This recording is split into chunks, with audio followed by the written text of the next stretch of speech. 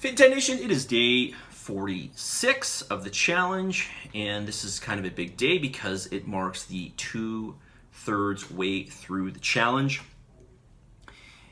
Essentially, we are right at the 2/3 mark, so we have 1/3 left of the challenge to go. And you may feel that brings a bit of panic, but really it shouldn't. You know, like I've said to you before, the end of the challenge is a little bit more heavily weighted. Not so much because you're doing a little harder cardio and not so much that your calories are slightly lower, but more so that you have a better understanding of what to do in the challenge. You know how to effectively train, and at least more effectively train. That you will continue to improve upon that so long as you continue. And of course, you have a better understanding with your diet, and of course, how important it is to be consistent, right, with things. Okay, so this is really why you're going to see a bigger difference in the last 3 weeks. So do not fret. Keep going, stay focused, and keep on losing and progressing, okay? We saw a big difference between when we ran the scan from the first to the second. We saw a lot of people didn't make that great of progress, and then these same people came in for their third scan, and we saw a huge amount of progress. So, and really, what was the difference between the first 3 weeks and the second 3 weeks? Nothing more than you having a better understanding of what to do, and of course, knowing how to train a little more effectively. That's really the only difference. Okay? Yeah, was there a change in your calories? Yeah, there's a little bit of change in your calories, but nothing substantial, right? Okay, on to your questions. So, this is under the section, is there anything you would like me to cover in this week's video series? This person asks, early on in the program, you talked about where fat goes when we lose it. Just to confirm, we don't actually lose the fat cell itself, it just shrinks. Yes, this is correct, it just shrinks. We don't lose the cell does not vanish. And just to reiterate, you breathe out your fat, right? When you're utilizing fat and you're losing fat itself, you are actually breathing it out at the end of the metabolic cycle. So, does that mean it is easier for those of us who have lost a lot of weight to gain it back quicker? Should we revert back to old habits? This is a good question, and this is a very good question. And, generally speaking, I will say that the slower you lose weight, the less likely, or the harder, and I want to preface harder, but it's not really that much harder for you to gain the weight back, the harder it will be to gain it back. The quicker you lose it, generally the faster you can gain it back. Okay, now there's a lot of reasons for this, and you might be thinking you want to know the metabolic reason, but sometimes it's just it's a bunch of nuances with just the way things were done and actually what you lost. For example, if you lost a lot of weight quickly, some of that's going to be water and stuff like that. So water is just going to come back very easily, especially when you revert back. Okay, whereas accumulation of fat takes some time. So, but in a general answer to your question, I would say not really. Okay, it's not going to be that substantial. Listen, if you lost 30% of your fat in this challenge, which is a huge goal, I remind you, that's not an easy task or an easy feat. That is quite a bit. Okay, so when you come out of this challenge, if you lost 30% of your fat, then of course, or even let's say anything greater than 20%, and we want to start to work a little bit backwards here to have a little more calories, we want to add these in very slowly. Okay? And putting in a little bit and then being consistent with that over time, and then seeing what happens, and then seeing that nothing happens, and then adding a little bit more, we can get a little bit of leverage out of this. Okay? So we can get a bit of metabolic leverage, but again, we want to do this very, very slowly.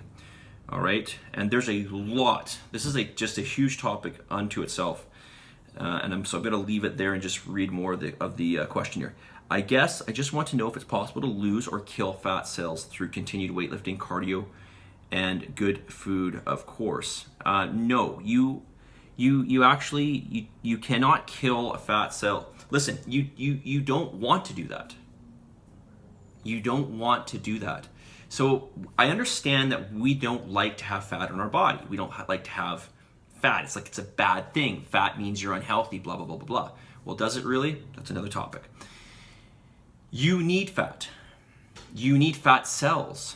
Okay, it's akin to you saying, pretty much, it's like you saying, I have fatty liver disease. I should just get rid of my liver. Then it'll be fixed. No, you need your liver.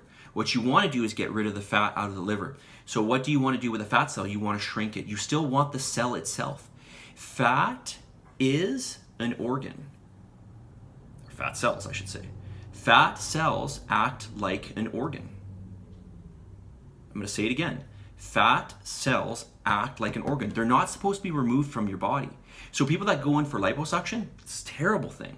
Terrible. Like, for example, fat helps to regulate our appetite. Okay, the fat cells do this. Okay, fat has a function in the body. Obviously, I'm sure you can figure out that, it helps us to survive, right? Obviously, in the past when we would go through, feast and famine, right? So, but putting that aside, because you can say, well, that's never going to happen again. Well, hopefully it never happens again. It has functions in the body. It has, as I said, it has a hormone. It has various hormonal responsibilities in the body. Okay, so maybe I'll do a video on why fat matters. Okay, why you want to have some body fat. Okay, or why you want fat cells. So you don't want to try to kill fat cells. This is just dangerous. Don't do this. Okay. So when you hear about this, like, I don't know if you've ever heard of like cool sculpting, people, they want to freeze the fat and kill the fat cells. This is just nonsense. First of all, this doesn't work, and you wouldn't want it to work. Okay, so you want to lose fat out of the cell. You still want to have some body fat. You do not want to lose fat cells. Okay, those fat cells are there for a reason. Okay, 7:40. Let's get to the message of the day.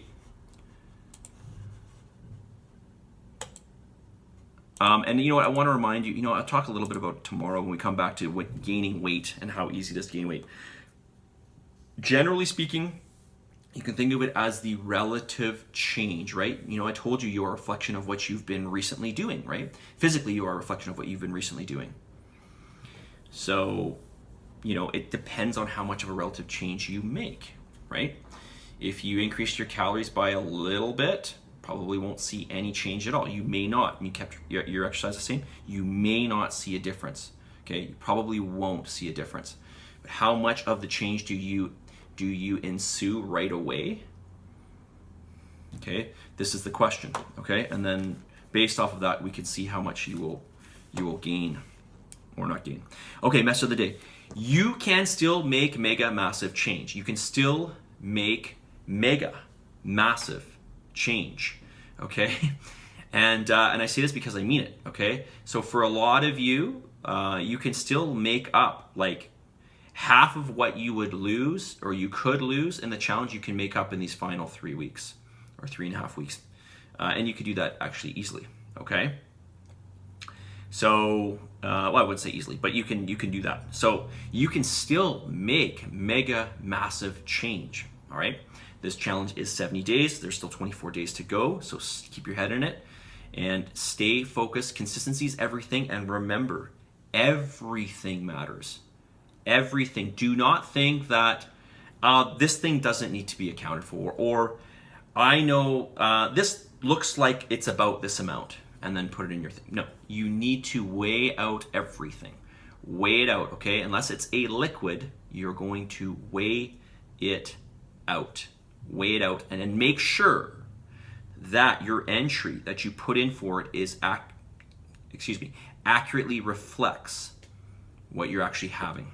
Okay, it's one thing for your diary to say something, And it's another thing for reality to actually differ from what your diary says. Those two are not the same thing. Okay, so I'm gonna say that again. What your diary says you had versus what you had because you said that's what you had may not be the case. So you need to make sure that it accurately reflects. That is, the entries are accurate, that you're weighing everything out, that you're doing your absolute best to cover all those bases to make sure that actually your diary reflects what you're consuming, right? Okay?